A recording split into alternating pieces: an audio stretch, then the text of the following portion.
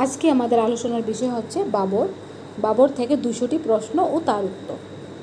প্রথম প্রশ্ন, বাবরের জীবনী তুজুক-ই বাবরি বাবরনামা কোন ভাষায় রচিত? তুর্কি। কে আইন-ই-আকবরী রচনা করেন? আবুল ফজল। কোন মুঘল সম্রাট দ্বীন-ই-ইলাহির প্রবর্তন করেন? আকবর। কোন ইংরেজকে জাহাঙ্গীর খান উপাধি দিয়েছিলেন? William Hawkins. কোন যুদ্ধের মাধ্যমে ভারতে মুঘল শাসনের সূচনা হয়? প্রথম পানিপথের যুদ্ধ 1526 খ্রিস্টাব্দে। প্রথম পানিপথের যুদ্ধ কাদের মধ্যে সংঘটিত হয়েছিল? বাবর ও ইব্রাহিম লোদি 1526 খ্রিস্টাব্দে। কোন মুঘল সম্রাট প্রথমবার নিজের সাম্রাজ্যকে প্রদেশে বিভক্ত করেন? আকবর। নিম্নলিখিত কোনটি মনসবদারের অধীনে বাহিনী গঠন করত না? বন্দুকধারী সৈনিক। কোন বিশেষ ধরনের চিত্রশিল্পের উৎকর্ষতা বৃদ্ধি পায় জাহাঙ্গীরের শাসনকালে? সেটি হল অণুচিত্র।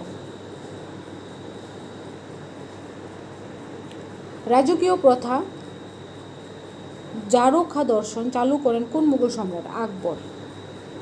কোন মুঘল শাসক রাজা রামমোহন রায়কে রাজা উপাধি দেন এবং তাকে ইংল্যান্ডে যেতে অনুরোধ করেন বাদশার পেনশন বৃদ্ধির জন্য? দ্বিতীয় আকবর।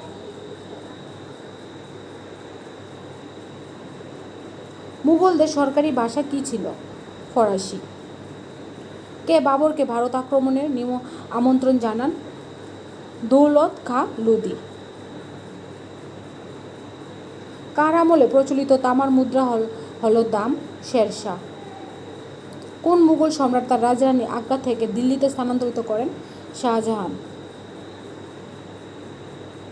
কোন মুঘল সম্রাট সুন্নি মুসলমানদের কাছে জিন্দা পীর নামে পরিচিত? ঔরঙ্গজেব। জাহাঙ্গীরের সমাধি কোথায় অবস্থিত?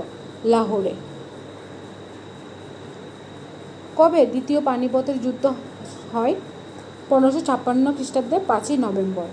হুমায়ুন নামা এর রচয়িতা কে? গুলবদন বেগম। কোন মুঘল সম্রাটের রাজত্বে রামচরিত মানস রচিত হয়? আকবর। রামচরিত মানসের রচয়িতা কে? তুলসীদাস, হিন্দি ভাষায় রচিত। কোন মুঘল সম্রাট তাজমহল নির্মাণ করেছিলেন? শাহজাহান।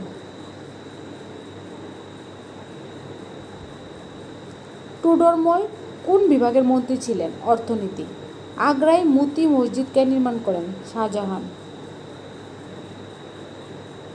কোন হিন্দু দ্বীন-ই-ইলাহি গ্রহণ করেন? বীরবল। নাদির শাহ কার আমলে ভারত আক্রমণ করেন? মোহাম্মদ শাহ 1739 খ্রিস্টাব্দে। কোন মুঘল সম্রাট বাংলায় পর্তুগিজদের দমন করেন? শাহজাহান। টুডরমল কে ছিলেন? আকবরের রাজস্ব মিস্ত্রি।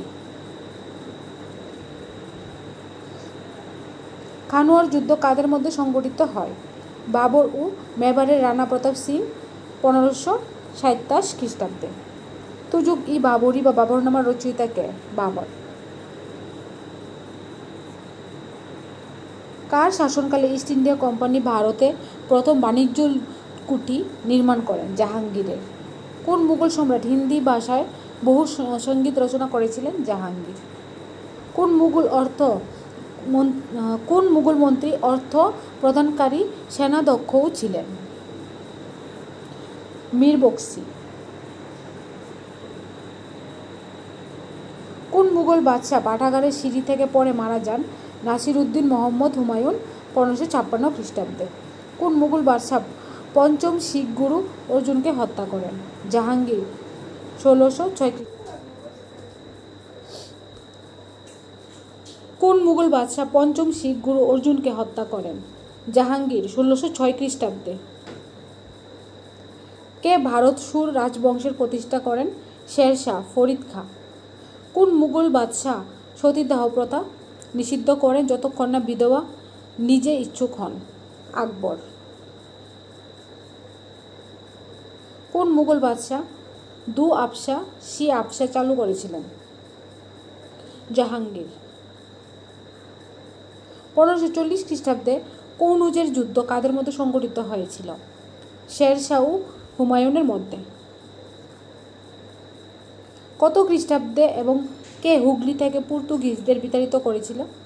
1631 খ্রিস্টাব্দে কাসিম খাঁ। কোন মুঘল বাদশার আমলে ভারতের তামাক ব্যবহারের প্রচলন হয়? আকবর। মুঘল যুগে নির্মিত কোন মসজিদটি পিরাল মস্কিউ নামে পরিচিত? আগ্রার মতি মসজিদ। আকবর অনুষ্ঠিত সর্বধর্ম সহিষ্ণুতার নীতি কি নামে খ্যাত? সুল-ই-কুল। কত খ্রিস্টাব্দে হলদিঘাটের যুদ্ধ হয়? 1576 খ্রিস্টাব্দে। হলদিঘাটের যুদ্ধ কাদের মধ্যে সংঘটিত হয়েছিল? আকবরের সেনাপতি মান সিং ও আসিফ খাঁ এবং রানা প্রতাপ মধ্যে। কে বিক্রমাদিত্য উপাধি গ্রহণ করেছিলেন? আদিল শাহের সেনাপতি হিমু। কোন শাসক সর্বপ্রথম ঘোড়ার পিঠে ডাক চলাচলের ব্যবস্থা চালু করেন? শেরশাহ। কোন রাজস্ব ব্যবস্থা বন্দোবস্ত ব্যবস্থা নামে পরিচিত? জবাতি ব্যবস্থা। পাতশাহনামাকে রচয়িতা করেন? আব্দুল হামিদ লোহারি। কোন মুঘল বাদশাহ এর শাসনকালে সিয়াহি কলম নামে নতুন চিত্রশৈলী উদ্ভূত হয়েছিল? শাহজাহান। কোন মুঘল সম্রাটের স্ত্রী ছিলেন মমতাজ মহল? শাহজাহান। আকবরের রাজসভার কোন হস্তশিল্পীকে জারিন কলম বা স্বর্ণকলম উপাধি দেওয়া হয়? মোহাম্মদ হোসেন। কোন মুঘল শাসক গুজরাট জয়ের স্মৃতির উদ্দেশ্যে বুলন্দ দরওয়াজা নির্মাণ করেন? আকবর। আকবর কাকে খান-ই-খানান উপাধিতে ভূষিত করেন? বৈরম খাঁ। ঔরঙ্গজেবের কোন সেনাপতি পূর্ব ভারতের আহোম রাজ্য জয় করে? মীর জুলমা।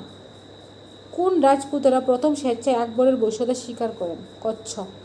কোন মুঘল স্থাপত্যের একটি অন্যান্য বৈশিষ্ট্য হল তার দৈর্ঘ্য প্রস্থ সমান? তাজমহল। কে প্রয়োগ শহরকে এলাহাবাদ বা আল্লাহর শহর নামে দিয়েছেন? আকবর। কোন মুঘল যুবরাজ ভগবদ গীতার ফরাসি অনুবাদ করেন? দারা শিকো। কার রাজত্বকালে জাপ্তি ভূমি ব্যবস্থার প্রচলন হয়? আকবর। কে এলাহাবাদ ফোর্ট স্থাপন করেন? আকবর। কোন মুঘল শাসক প্রিন্স অফ বিল্ডার্স নামে খ্যাত? শাহজাহান। কোন মুঘল শাসক রঙ্গিলা বাদশাহের নামে পরিচিত? মোহাম্মদ শাহ। কার আমলে মুঘল শাসনের সুবর্ণ যুগ বলা হয়? শাহজাহানের। কে নবম শিখ গুরু তেগ বাহাদুরকে হত্যা করেন? ঔরঙ্গজেব। কোন মুঘল শাসক কথক নৃত্যশিল্পী ছিলেন? মোহাম্মদ শাহ।